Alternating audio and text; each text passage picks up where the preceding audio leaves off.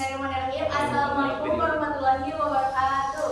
Waalaikumsalam warahmatullahi wabarakatuh. Yang terhormat Ibu dosen Mahardika MPD selaku dosen pengampu statistika dasar dan teman-teman yang saya banggakan. Pertama-tama marilah kita panjatkan puji dan syukur pada Allah Subhanahu wa taala atas berkat rahmat dan karunia-Nya. Alhamdulillah pada hari ini kita dapat berkumpul dengan keadaan sehat walafiat. Tak lupa salawat beserta salam semoga selalu tercurah limpahkan kepada junjungan kita Habibana wa Nabiyana Muhammad sallallahu alaihi wasallam. Berdirinya kami di sini adalah untuk mempresentasikan materi kami yaitu tentang distribusi frekuensi. Saya Rena Sageta selaku moderator dan rekan-rekan saya Tiara, Jenny, Pala, dan Reva selaku presentator. Baik, untuk mempersingkat waktu, sekarang kita mulai materi distribusi frekuensi. Materi pertama yaitu pengertian distribusi frekuensi yang akan disampaikan oleh Jenny. Palingnya saya silakan. Terima kasih atas moderator untuk waktunya. Di sini saya akan menjelaskan tentang distribusi frekuensi. Distribusi frekuensi merupakan susunan data angka menurut kategori tertentu yang bertujuan agar dapat menjadi informatif dan mudah dipahami. Di sini ada dua pengolahkan distribusi frekuensi kualitatif dan kuantitatif. Distribusi kualitatif itu sendiri adalah data yang disusun menurut kualitasnya, sedangkan distribusi kuantitatif adalah rangkaian data angka menurut kuantitasnya. Jadi kualitatif itu kayak huruf-huruf, sedangkan kuantitatif itu dengan angka-angka.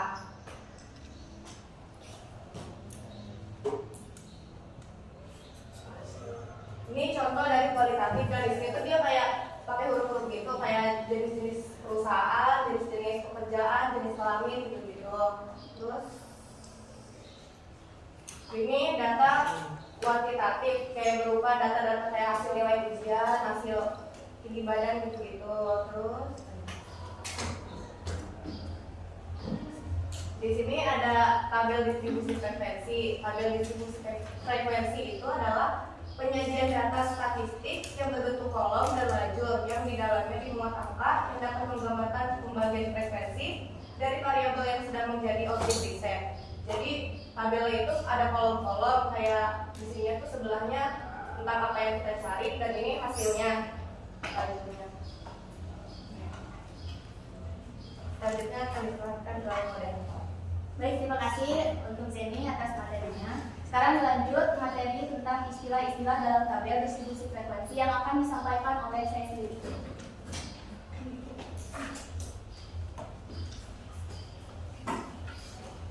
Istilah-istilah dalam tabel distribusi frekuensi yang pertama adalah kelas interval. Kelas interval adalah interval mengandung kelas. Biasanya dalam tabel distribusi frekuensi terdiri dari 5 sampai 15 kelas. Untuk lebih lanjutnya nanti akan dijelaskan setelah istilah-istilah. Yang kedua, ada ujung kelas, yaitu nilai ujung setiap kelas dalam distribusi yang digunakan sebagai pedoman untuk memasukkan angka-angka hasil observasi ke dalam kelas. Ujung kelas ada dua. Yang pertama, ujung bawah, terdapat di daerah kiri setiap kelas. Yang kedua, ada ujung atas, terdapat di daerah kanan setiap kelas. Yang ketiga, ada batas kelas, yaitu nilai-nilai yang membatasi kelas yang satu dengan yang lainnya. Batas bawah, rumusnya adalah ujung bawah dikurangi ketelitian data, batas atas, ujung atas ditambah ketelitian data. Ketelitian data ini sendiri, jika bilangan bulat 0,5, jika bilangan 1 desimal 0,05, begitupun seterusnya. Yang keempat ada panjang kelas. Panjang kelas adalah jarak antara ujung bawah dan ujung atas. Yang kelima adalah titik tengah. Titik tengah kelas adalah angka atau nilai data yang terletak di tengah suatu kelas dan merupakan nilai yang mewakili kelasnya. Rumusnya adalah setengah dalam kurung batas atas ditambah batas bawah atau batas atas ditambah batas bawah dibagi 2. Nah, ini untuk istilah-istilah dalam tabel distribusi frekuensi. Yang pertama, tadi kan ada kelas interval.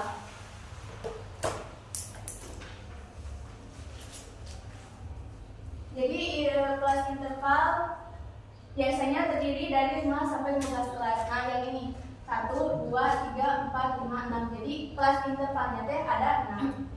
Untuk ujung kelas bawah berarti yang di deretan kiri. Deretan kiri berarti yang ini. 40, 50, 60, 70, 80, 90. Untuk ujung atas adalah deretan kanan berarti yang ini. 49, 69, 69, 89, 99.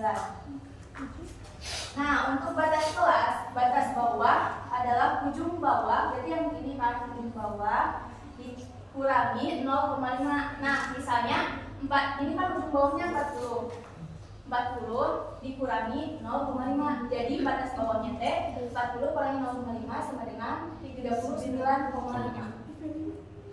Untuk batas atas adalah ujung atas ditambah 0,5, berarti 49 ditambah 0,5 yaitu 50,5. Begitupun seterusnya. 9,5. Oh iya, kita 9,5. Terus untuk panjang kelas adalah jarak antara ujung bawah dan ujung atas. Berarti di sini sampai ke sini berarti 10 jaraknya panjang kelasnya. Terus untuk titik tengah rumusnya kan tadi setengah di dalam kurung batas bawah ditambah batas atas, berarti kalau misalnya ini 40 ditambah 49 dibagi 2 yaitu 44,5.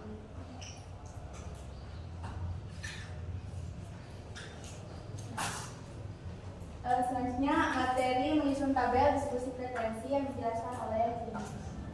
Padanya terima kasih. Sebelumnya saya akan menjelaskan tentang cara menyusun tabel distribusi frekuensi. Yang pertama ini di sini akan menentukan rentang. Rentang itu sama aja kayak jangkauan.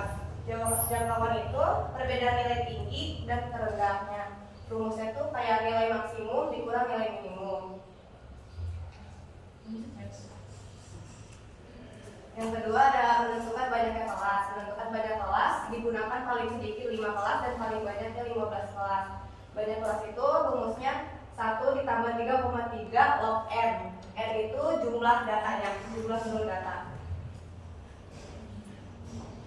Yang ketiga ada menentukan panjang kelas. Panjang kelas yaitu hasil bagi rentang dengan banyaknya kelas dengan menggunakan rumus ini. Rentang dibagi sama banyak kelas. Yang keempat ada menentukan ujung-ujung kelas. Dalam menentukan ujung-ujung kelas yang harus diperhatikan ialah menentukan nilai ujung bawah untuk kelas interval yang pertama. Terdapat dua kemungkinan yang dapat dilakukan, yaitu ujung bawah kelas interval pertama dapat mengambil nilai data yang terkecil atau nilai data yang lebih kecil dari nilai data yang terkecil. Jadi intinya nilai-nilai yang paling kecil. Yang kelima adalah memasukkan semua data ke dalam masing-masing kelas interval, tapi menggunakan kolom kali. Jadi kayak Romawi gitu, kayak Romawi dulu. Terus yang keenamnya menuliskan nomor dan judul tabel serta uraian dan sumber data yang didapat. Jadi di sini tuh udah nggak ada Romawi, jadi langsung ke frekuensinya.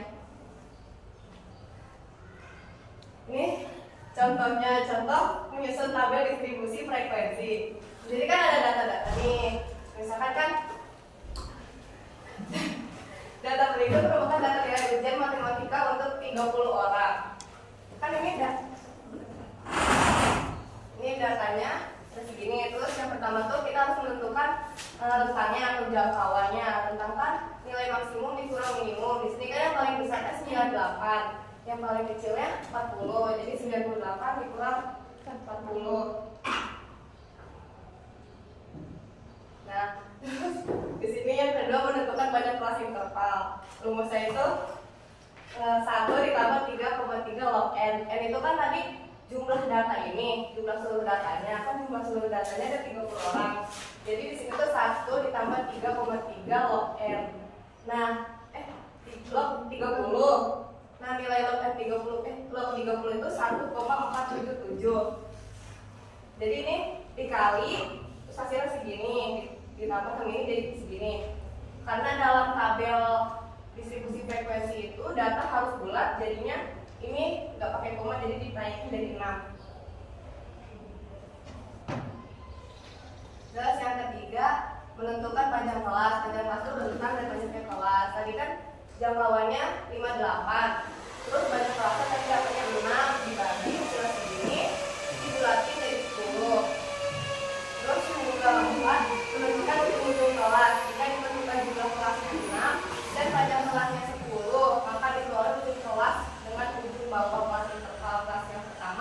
40 dan memasukkan data ke dalam masing-masing kelas interval. Nah, ini yang contoh tabel dalam bentuk kali. Jadi dia ada Romawi gininya. Terus kalau ini langsung, jadi nggak ada ininya, langsung ke frekuensi. Terus selanjutnya saya jelaskan bagaimana. Baik, terima kasih Jena atas materi. Sekarang adalah jenis-jenis tabel distribusi frekuensi yang akan dibacakan oleh Tiara.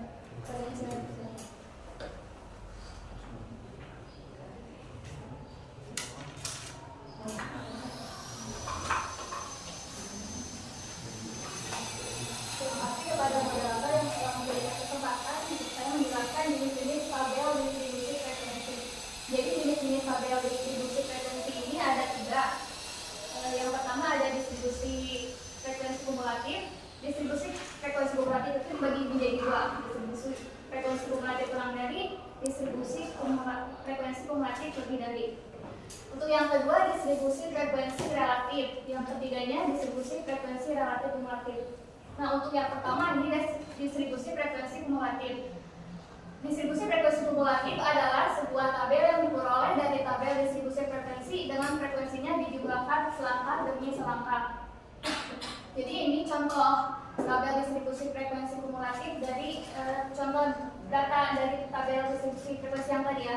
Ini kelanjutannya.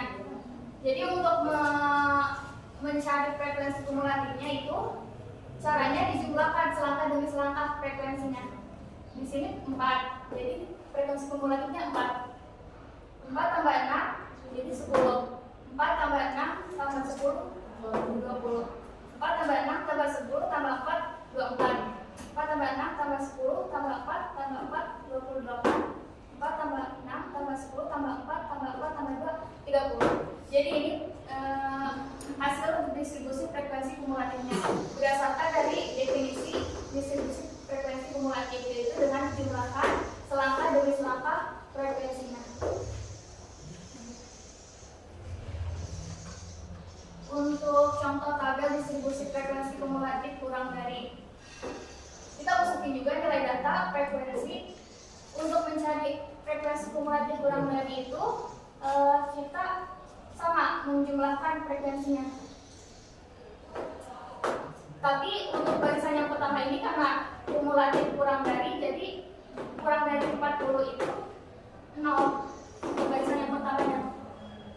Lalu untuk yang barisan keduanya itu sama ditambahkan 4 ke sini. 4 tambah 6 10. 4 tambah 6 tambah 10 20. 4 tambah 6 tambah 10 tambah 4 20. Lalu selanjutnya untuk tabel distribusi frekuensi kumulatif lebih dari, bedanya kalau tadi dijumlahkan dari atas, kalau kumulatif lebih dari dijumlahkannya itu dari bawah. Jadi sini 2 tulis ini 2. 2 tambah 4 6. 2 tambah 4 tambah 4 10. 2 tambah 4 tambah 4 tambah 10 20. 2 tambah 4 tambah 4 tambah 10 tambah 6 26. 2 tambah 4 tambah 4 tambah 10 tambah 6 tambah 4 30. Jadi bedanya dari perbedaan distribusi frekuensi kumulatif lebih dari sama distribusi frekuensi kumulatif kurang dari itu, kalau lebih dari dijumlahkan dari bawah, kalau kurang dari dijumlahkan dari atas.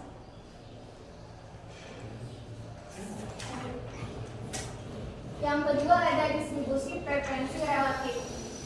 Distribusi frekuensi relatif adalah sebuah tabel yang berisi nilai-nilai data dengan nilai-nilai tersebut dikelompokkan ke dalam interval-interval kelasnya, sehingga masing-masing mempunyai bilangan frekuensi dalam bentuk persentase. Jadi kalau distribusi frekuensi relatif itu hasilnya harus berupa persen. Untuk rumusnya itu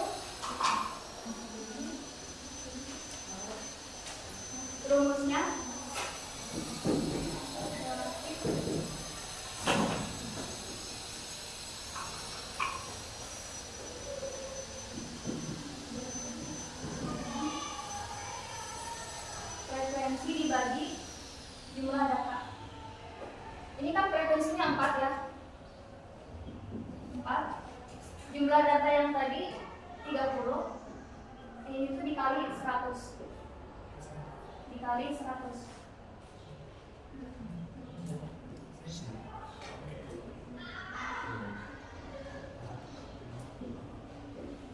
Kali silang.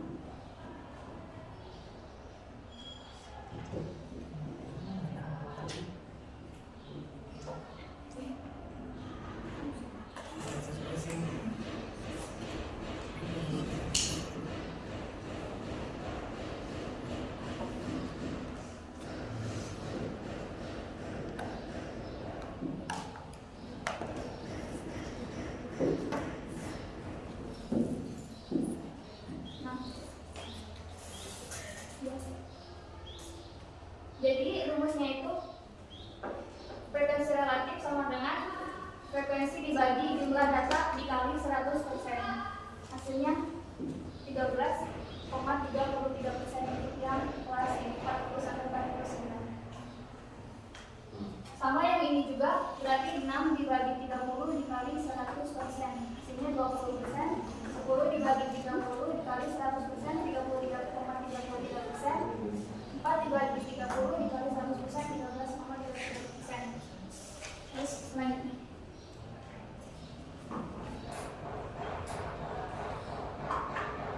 Untuk distribusi frekuensi relatif kumulatif itu hampir sama kayak distribusi frekuensi relatif, sama-sama dalam bentuk persen. Jadi untuk distribusi frekuensi relatif kumulatif adalah sebuah tabel yang diperoleh dari tabel distribusi frekuensi relatif dengan frekuensinya dalam bentuk persentase dijumlahkan selangkah demi selangkah ke dalam interval kelasnya masing-masing. Jadi untuk bedanya itu tadi kalau frekuensi relatif itu di sininya frekuensi. Kalau frekuensi kumulatif relatif, frekuensi relatif kumulatif itu di sininya frekuensi kumulatif. Jadi yang dimasukinnya itu frekuensi kumulatif. Untuk rumusnya masih sama. Frekuensi kumulatif dibagi jumlah data dikali 100%. Hasilnya 4 dibagi 30 dikali 100%, 13,33%, dan seterusnya. Terima kasih.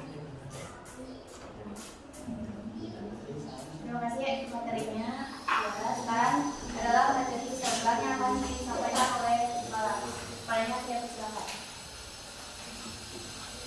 Terima kasih Bapak Moderator karena telah memberikan saya waktu untuk menjelaskan tentang program. Program ialah suatu grafik yang mengidentifikasi jumlah kemunculan setiap level keabuan pada suatu citra.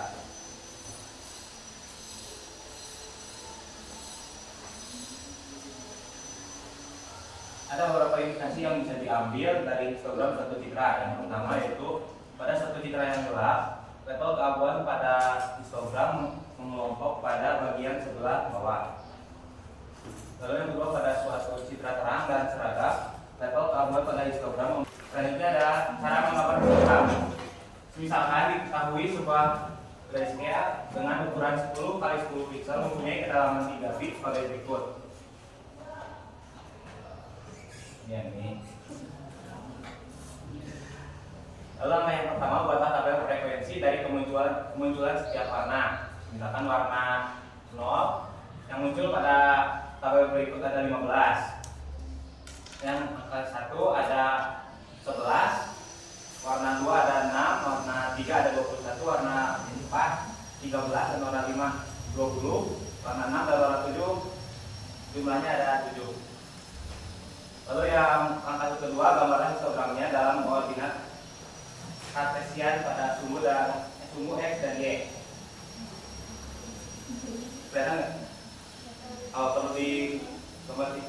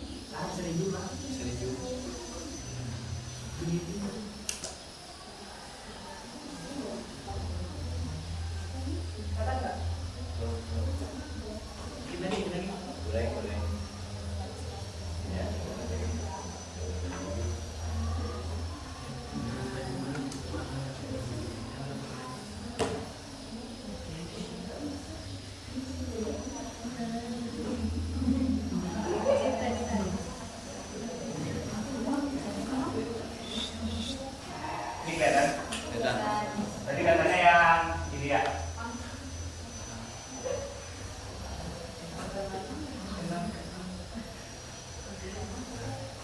Tadi untuk yang warna 0, jumlahnya ada 15, ada di sini. Lalu yang warna 1 ada 11, warna 2 ada 6, warna 3 21, warna 4 ada 13, warna 5 20, dan warna 6 sama 7 ada di jumlahnya 7.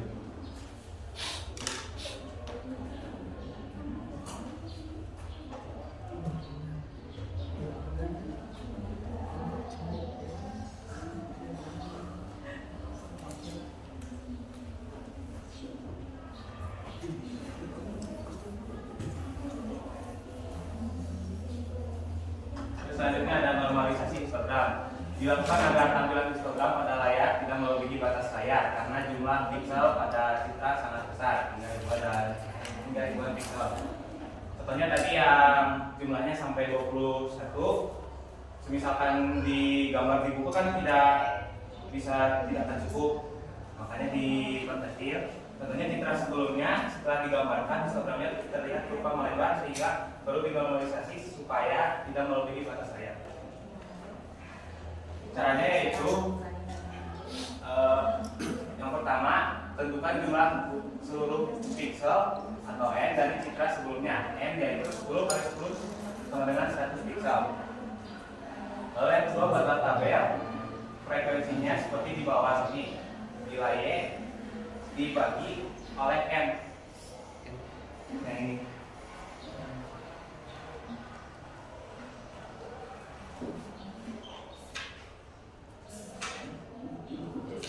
Di mana N-nya itu adalah 100. Jadi 15 dibagi 100 11 dibagi 100 6 dibagi 100 21 dibagi 100 dan seterusnya.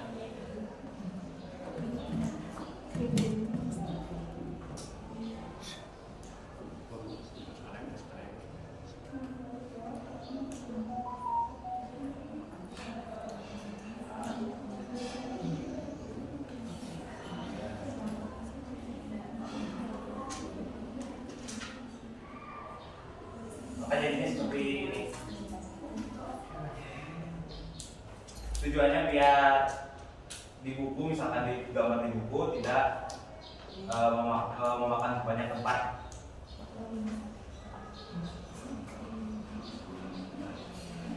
Ini yang sebelumnya dari yang sudah dinormalisasi.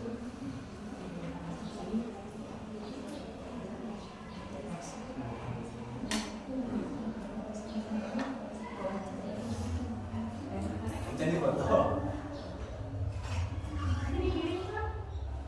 Kirim buat ya,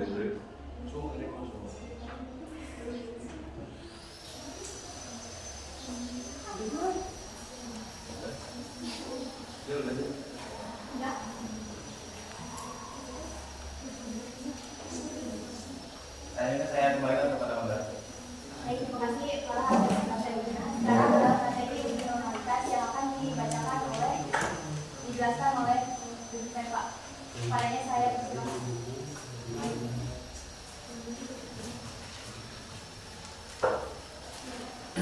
Terima kasih kepada moderator atas waktunya. Gimana teman-teman? Pusing? Alhamdulillah. Kita lanjut ke materi berikutnya, yaitu uji normalitas. Uji normalitas adalah sebuah uji yang dilakukan dengan tujuan untuk menilai sebaran data pada sebuah kelompok data atau variabel. Apakah sebaran data tersebut berdistribusi normal atau tidak? Distribusi normal adalah distribusi atau sebaran data acak kontinu yang berbentuk lonceng dan simetris. Di materi yang kemarin, seperti yang disampaikan kemarin, di mana frekuensi terbesar atau modus maupun rata-rata dari data atau berada pada titik tengah atau median. Jadi gambarnya seperti ini.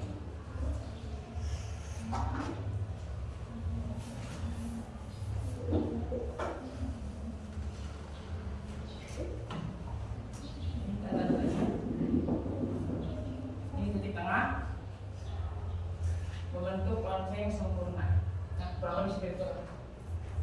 Next.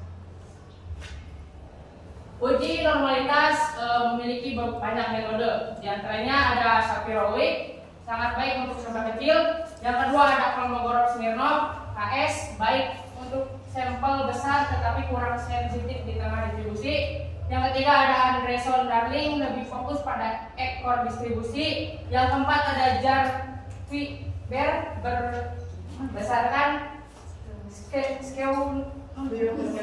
skewness dan kurtosis. Dan ada yang terakhir Kiki Plot, memberikan gambaran visual. Next. Kali ini saya tidak akan membahas metode tadi, hanya akan membahas dua saja, yaitu metode Shapiro-Wilk dan Kolmogorov-Smirnov. Nah, uji Shapiro-Wilk adalah uji yang dilakukan untuk mengetahui sebaran data acak atau sampel kecil, yaitu untuk sampel data yang kurang dari 50. Nah, jadi bisa digunakan untuk sampel-sampel kecil.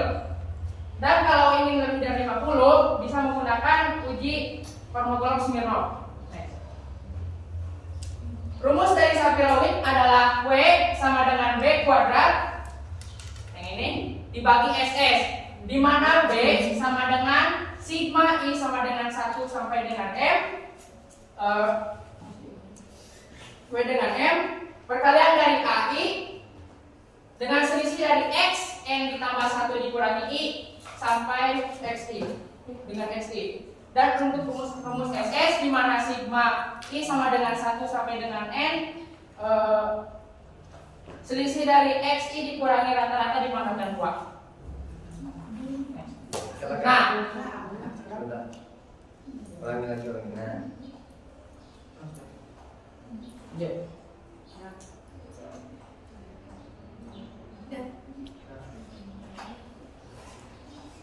uji normalitas akan lebih mudah apabila dilakukan menggunakan aplikasi bantuan. Bisa saja dihitung secara manual, tapi akan memakan waktu yang sangat lama. Jadi aplikasi untuk membantu mengerjakan uji normalitas ada antaranya ada SPSS, ada Excel, ada juga Python. Nah, kali ini saya akan membahas dengan menggunakan Excel. Di sini adalah bentuk sederhana dari penyerahan dari rumus B tadi, yang ini, dan ini ada penyerahan dari rumus SS.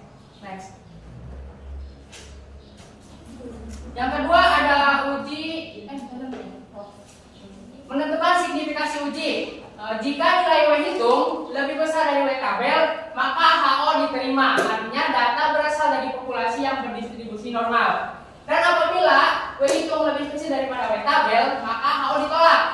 Artinya data berasal dari populasi yang tidak berdistribusi normal. Jadi data bisa dikatakan berdistribusi normal apabila HO-nya diterima atau W hitung lebih besar dari W tabel. Next. Yang kedua ada metode Kolmogorov-Smirnov.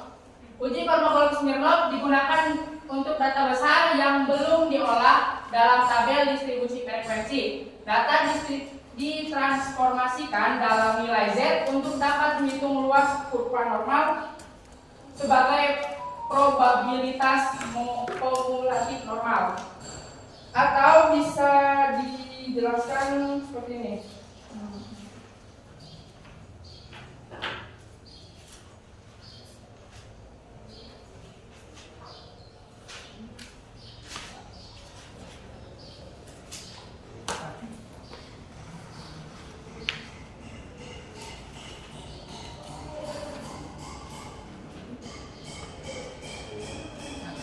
Uji Kolmogorov-Smirnov ada uji statistik non-parametrik yang digunakan untuk menentukan data tersebut berdistribusi normal atau tidak, membandingkan distribusi kumulatif dan dari dua sampel. Uji ini sering digunakan sebagai salah satu metode untuk menguji normalitas data.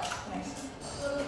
Nah, saya sudah mencari ke berbagai situs, tapi saya tidak menemukan rumus yang pasti gitu. Tapi di Excel bisa menggunakan tabel seperti ini.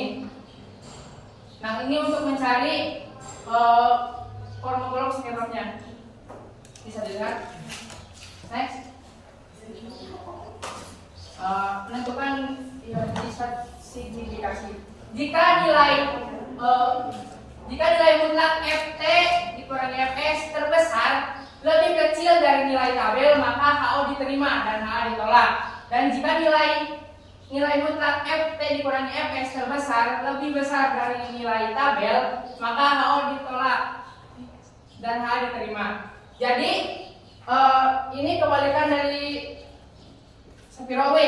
Kalau Sapir-Whorf datanya hasil hitungnya lebih besar dari tabel, maka datanya diterima.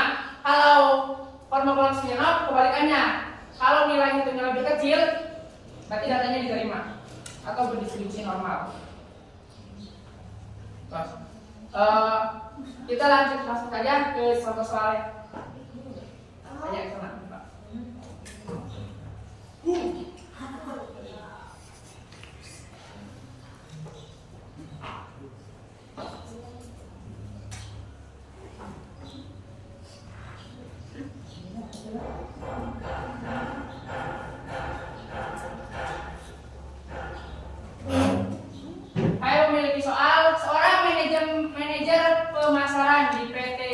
Jaya ingin mengetahui pengaruh biaya promosi terhadap tingkat penjualan motor di perusahaannya. Manajer tersebut kemudian melakukan pengamatan terhadap 20 showroom di wilayah berbeda. Berikut adalah data rata-rata penjualan motor setiap bulan di 20 wilayah berbeda berdasarkan data rata-rata biaya promosi yang dikeluarkan. Terus satu.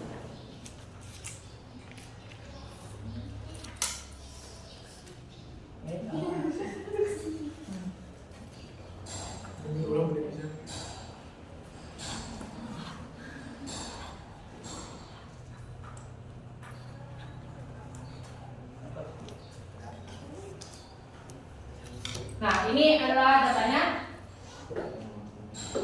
Ini data promosi, ini data hasilnya. Next back ke Nah,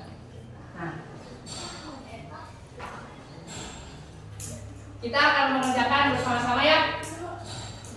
Jika ada yang paham soal uji normalitas bisa diberitahu. Kalau ada salah, saya juga masih belajar, belum menguasai secara penuh.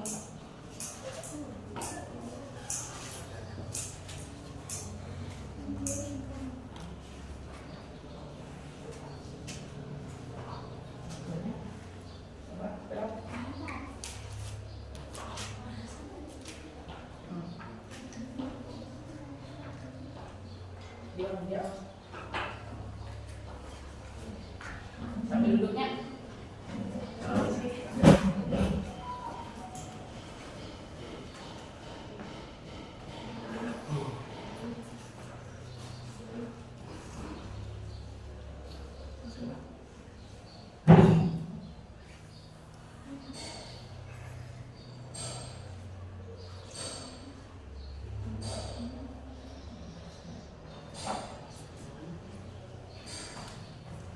Ada beberapa langkah untuk menyusun uji Sapir-Whorf. Yang pertama, susun data dari yang terkecil hingga yang terbesar. Yang kedua, mencari nilai SS, nah yang ini, dan mencari nilai B kuadrat. Terus yang ketiga ada menghitung W hitung atau menghitung statistik uji Sapir-Whorf. Yang keempat ada mencari W tabel. Yang kelima ada menentukan signifikasi uji, dan yang keenam ada membuat kesimpulan. Nah, pertama kita salin dulu data yang kita miliki di sini.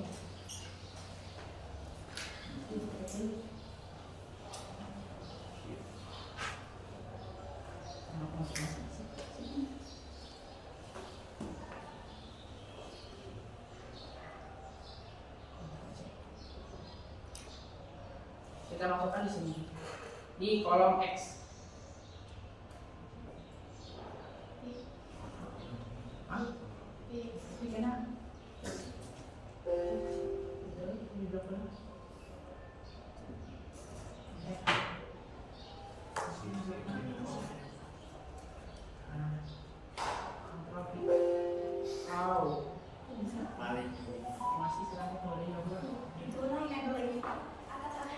Mak.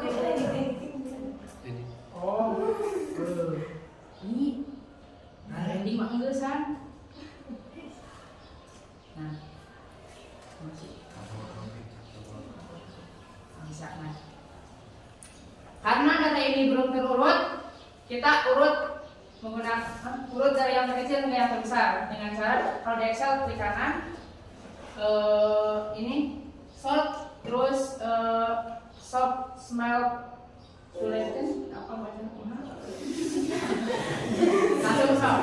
Nah, data otomatis berurut dari yang terkecil hingga yang terbesar. Kurang.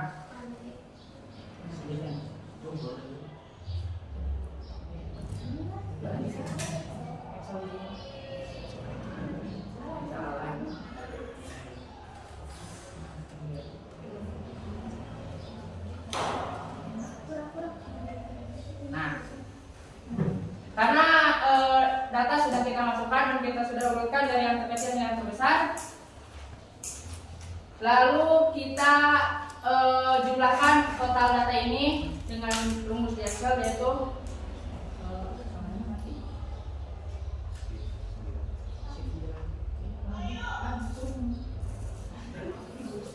sum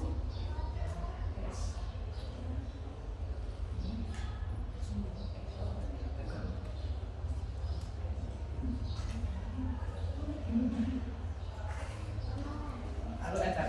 Nah, kita mendapatkan jumlah data yaitu 106. Lalu kita akan mencari rata-ratanya dengan cara jumlah data ini dibagi dengan banyaknya data yang ini. Dengan rumus kalau di Excel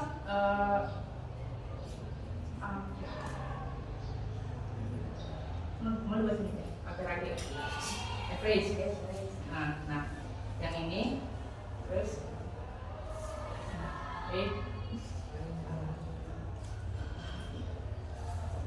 titik komanya koma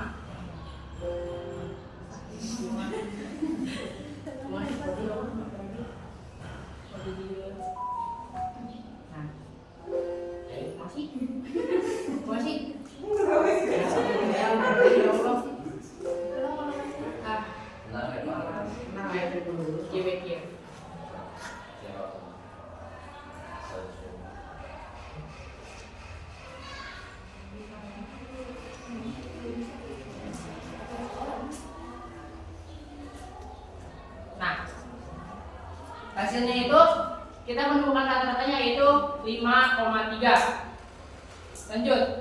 Berikutnya kita mengerjakan kolom yang 3, yaitu kita mencari X dikurangi rata-rata. Nah, kita klik sama dengan di sini. Lalu pilih kolom yang ini, sel yang ini dibagi rata-rata. Lalu nah, kita lock datanya kolom yang ini. Karena apa? Karena kita akan membagi sebuah bilangan di X ini dengan rata-rata yang di bawah. Lalu enter. Nah, kita mendapatkan hasilnya. Kita ke bawah. Lagi nih, sudah terjadinya. Ya. Nah, gampang. Lanjut. Ini ada Excel gampang. Dihitung normal gila. Terus kita akan mencari X dikurangi rata-rata dipangkatkan 2 atau nilai dari SS-nya itu. Nah, kita tinggal pilih yang ini. Sama dengan dulu. Sama dengan sel yang ini.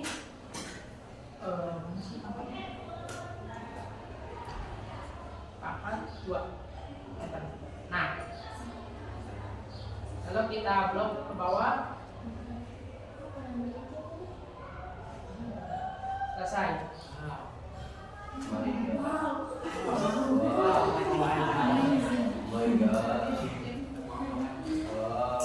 Ini Setelah kita menyelesaikan semua tabel ini, kita akan mencari nilai SS-nya, yaitu dengan menjumlahkan semua bilangan yang ada di kolom ini. Terus di sini sama dengan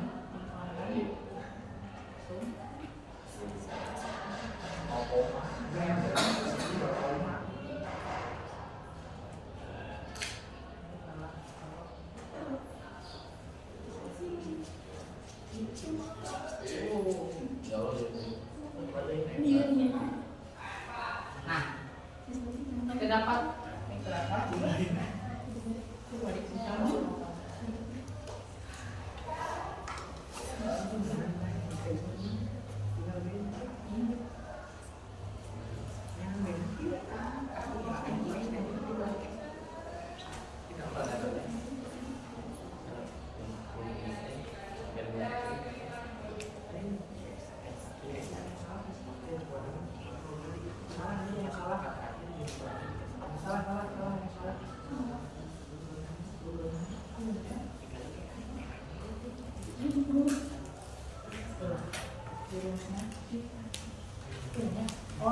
dibagi salah nih. Mohon maaf, salah. Bukan dibagi tapi dikurang. Ini dikurang tapi salah.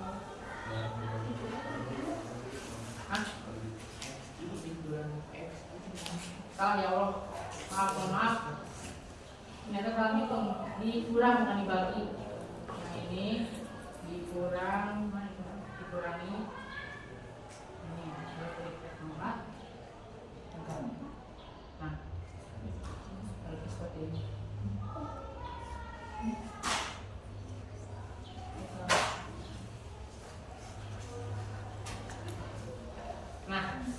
Maaf, ada kekeliruan.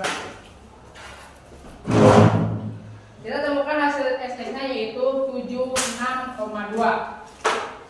Lanjut kita akan mencari B kuadratnya. Untuk memperoleh nilai B kuadrat, ini kita memerlukan tabel koefisien Shapiro-Wilk. Kalian bisa buka yang sudah saya share di grup. Itu bentuk tabelnya.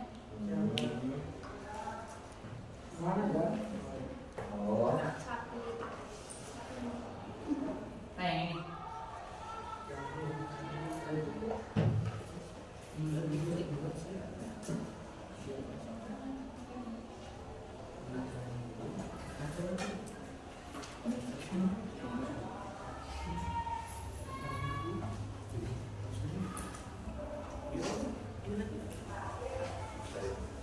Nah ini tabel Shapiro-Wilk yang ini ya.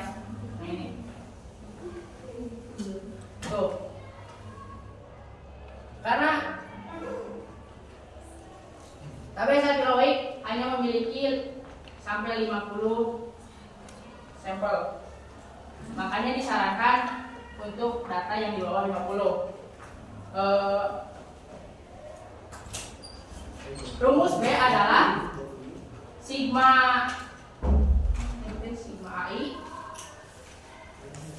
sigma I sama dengan 1 sampai dengan M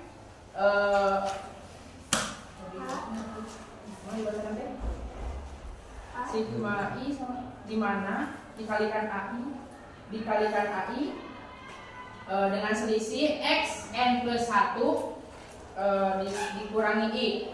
Nah, di mana AI adalah bobot yang diperoleh dari tabel 1 Shapiro-Wilk yang ini. Nah, yang ini.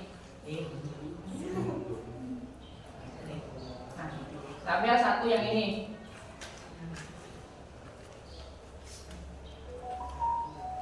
Yang diperoleh oleh N dibagi banyaknya data. Jadi kan tadi kita punya N-nya 20.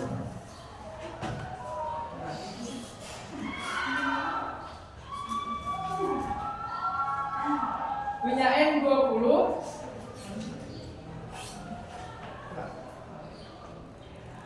N dibagi banyak.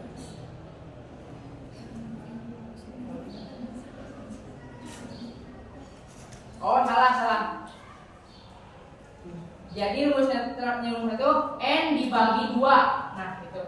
rumusnya. Apabila bilangannya genap, rumusnya yaitu N dibagi 2, dan apabila bilangannya ganjil, rumusnya yaitu N ditambah 1. N dikurangi 1 dibagi 2. Misalkan kita punya contoh.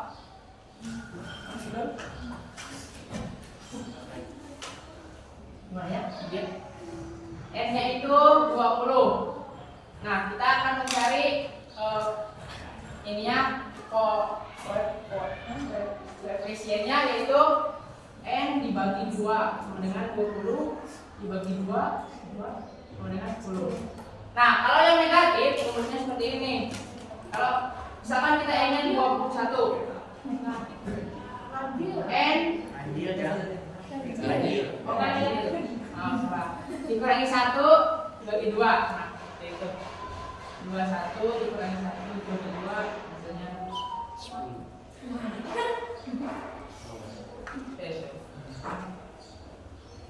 Lanjut, karena kita memiliki jumlah data 20,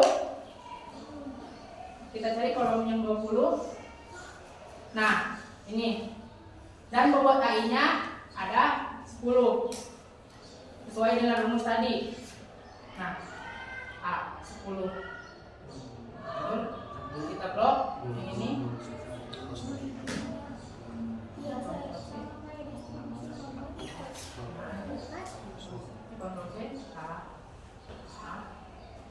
Lalu kita masukkan sini.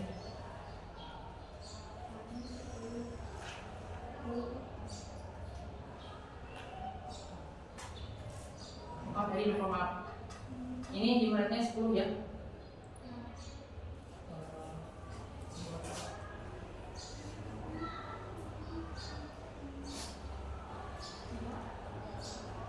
Salah.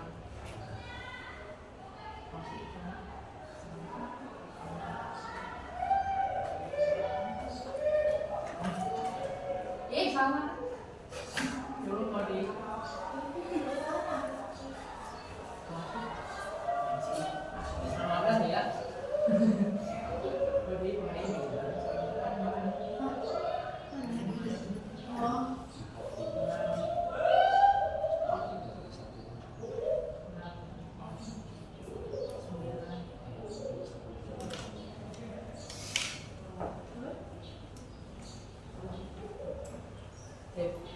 Lanjut kita ke kolom berikutnya yaitu X N ditambah 1 dikurangi E.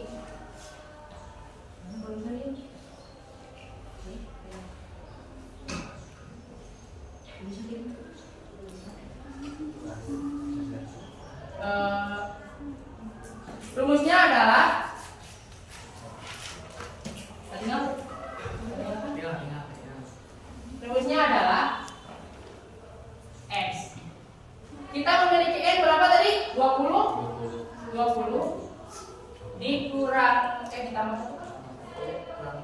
ditambah 1 dikurangi I. I yang mana sih? Yang ini. Nah, I yang kolom atas itu 1 dikurangi 1 sama dengan 20. X yang ke-20 nilainya berapa sih? Nah, yang ini. Nah, yang ini 9.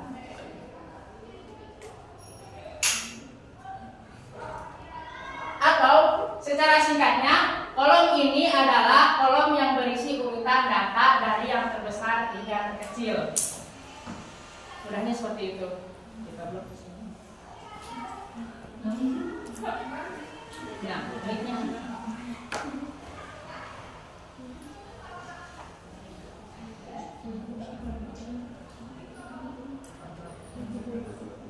Nah, urutan dari yang kecil ini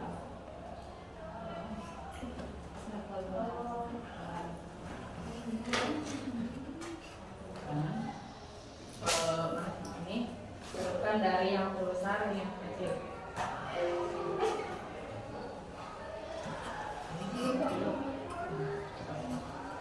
Nah, sudah terurut dari yang terbesar yang kecil.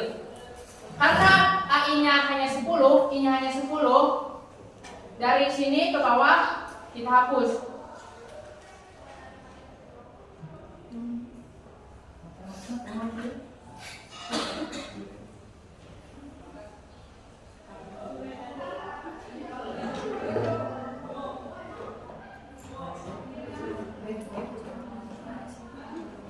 Lalu yang ini berisikan data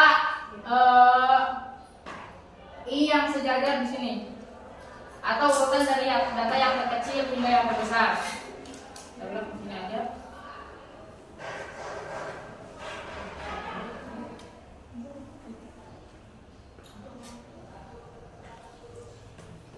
Nah. Lalu kita ke kolom berikutnya yaitu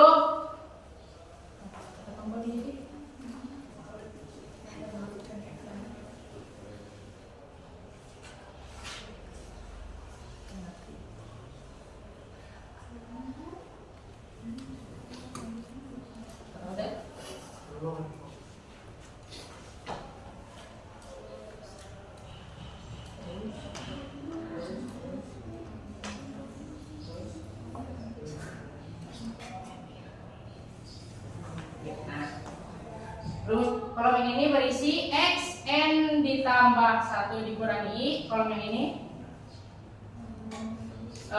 terhadap yang dikurangi X, I yang ini, atau kita bisa sebut selisih. Jadi tinggal sama dengan kolom yang ini dikurangi kolom ini.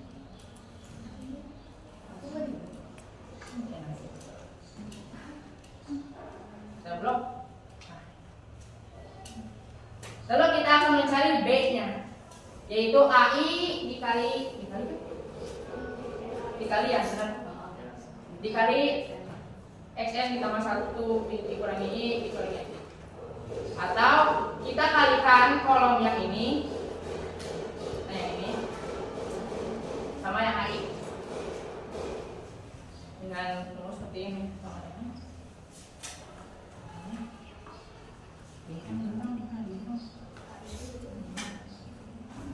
Sama ini, enter. Ini hasilnya 3,3138. Blok ke bawah. Nah ini hasilnya. Untuk mendapatkan B, kita jumlahkan semua kolom yang ada di sini, yaitu dengan rumus sum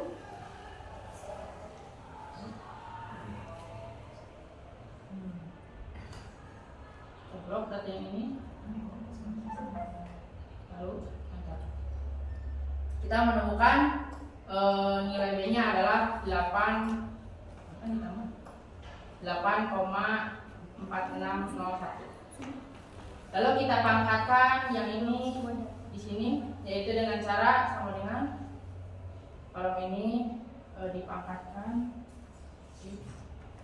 2. Enter. Ketemu hasilnya 71,573. Karena kita sudah mengetahui keduanya, B kuadrat sudah diketahui dan SS-nya sudah diketahui, yaitu yang ini. Kita salin.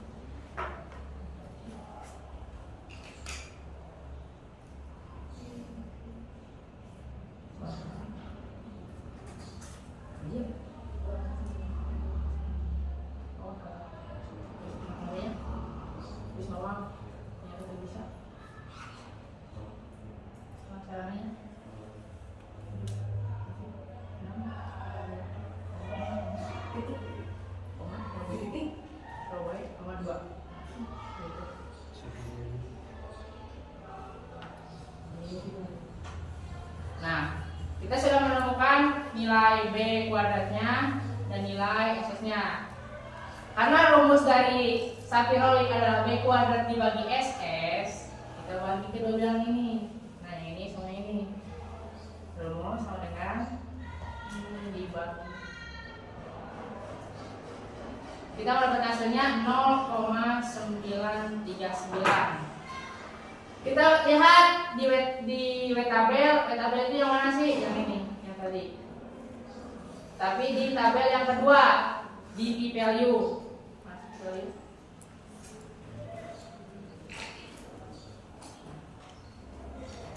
Kita menggunakan simplifikasi yang umum yaitu 0,5 Kita memiliki jumlah data 20 dan ininya value-nya yaitu 0,5. Kita mau menemukan titik tengah di sini. Nah, 905.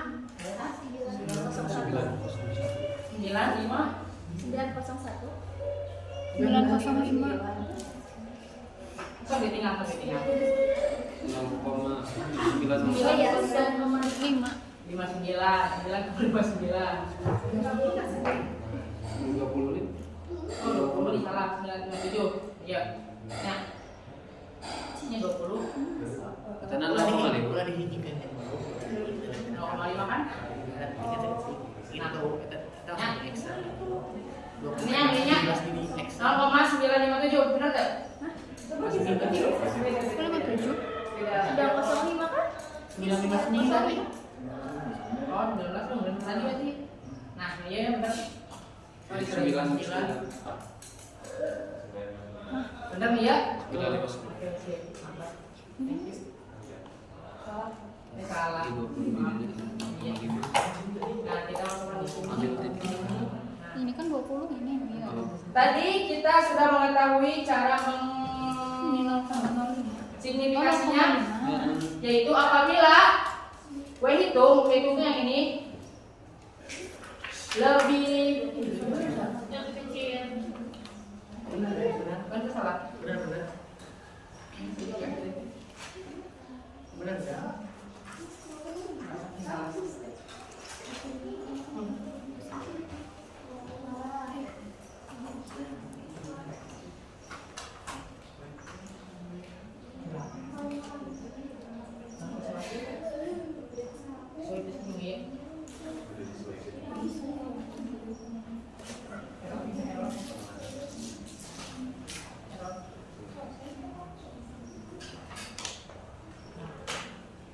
Apabila hitung lebih besar, benar?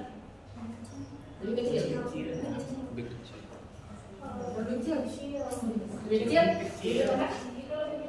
Nah, lebih besar. Tadi mau diterima teh apabila itu lebih besar daripada tabel.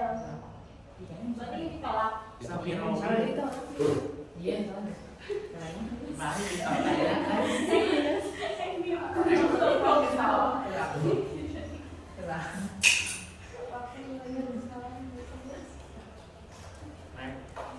dibalik dari awal nyebutkeun dina PDF teh Sugan. nya nyebutkeun hitung Kurang salah tak? tabel lah teh. Mana salah? Oh, salah. Dibalik jangan lu kolom drop, Oh, si jangan balik. Oh, ternyata terbalik. Oh, iya. Berarti mun hitungan lebih kecil di tabel, datanya diterima. Berarti salah tadinya. Maaf dan kekeliruan. Terus kalau hitung lebih besar dari tabel, maka data ditolak. Nah, gitu. Jadi kesimpulannya, tadi terima. hitung apa-nya bisa lebih besar dari Kurang dari. lebih kecil dari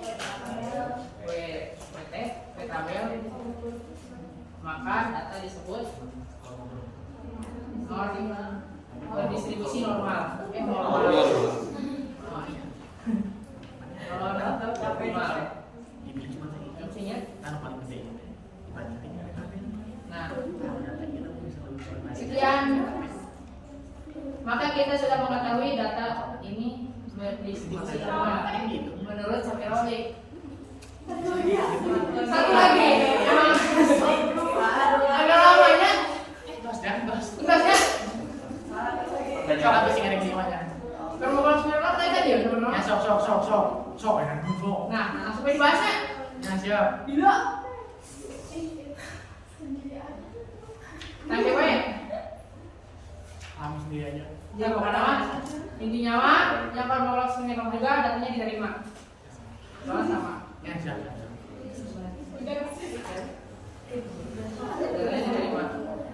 Ya kurang lebih seperti itu. Uji normalitas yang sangat membingungkan buat pelajar ini.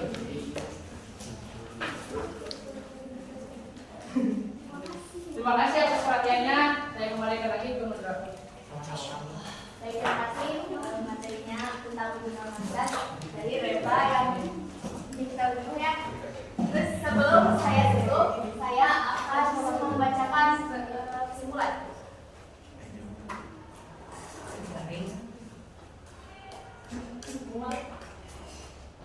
Jadi kesimpulannya adalah distribusi frekuensi bertujuan untuk menyederhanakan, menyajikan data secara lebih informatif sehingga dapat dianalisis secara lebih efektif.